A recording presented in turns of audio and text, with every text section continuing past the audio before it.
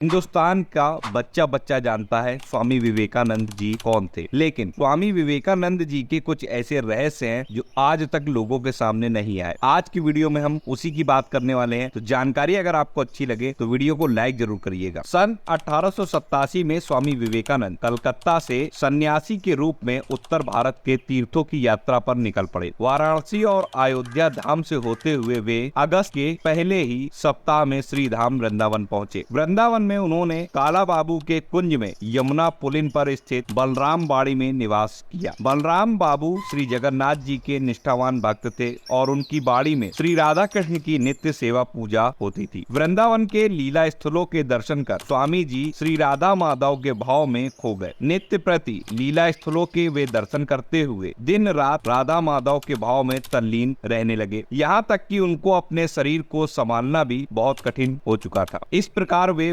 12 अगस्त से 20 अगस्त तक काला बाबू के कुंज में ही रहे। उसके उपरांत वे वृंदावन से बाहर के लीला स्थलों के दर्शन के लिए निकल पड़े। गोवर्धन पहुंचकर स्वामी जी ने निर्भरा भक्ति साधना का प्रण कर लिया। उन्होंने निश्चय किया कि वे अयाचक भाव से रहेंगे तथा जो कुछ मिल जाएगा उसी से अपनी भूख को शांत करेंगे। एक दिन उन्हें कुछ भी भिक्षा प्राप्त नहीं हुई और वे शारीरिक दुर्बलता का अनुभव करने लगे। भूख से पीड़ित किंतु अयाचक व्रत वे राधा गोविंद का नाम स्मरण करते हुए विचरण कर रहे थे। अचानक उन्होंने पीछे से एक आवाज सुनी, हे साधु, हे साधु। परंतु स्वामी जी ने पीछे मुड़कर नहीं देखा। जब उन्हें वह आवाज अपने निकट यानी कि पास से आती हुई सुनाई दी तो वे आगे की ओर दौड़ने लगे ताकि उन्हें कोई पकड़ न ले। स्वामी जी को आवाज एकदम पीछे अपने सुनाई दी, मैं तुम्हारे लिए कुछ खाने को लाया हूँ। तो वे और भी अधिक तेजी से दौड़े, किंतु एक व्यक्ति उनके पास आ गया और उन्हें कुछ खाने का पदार्थ देकर बिना कुछ बोले चुपचाप चला गया। आनंद विहल हुए उस निर्जन प्रदेश में गोविंद की करुणा का स्मरण करके उनकी आंखों से प्रेम के आंसू छलक आए। गोवर्धन से वे राधा कुंड की ओर बढ़े। यहाँ एक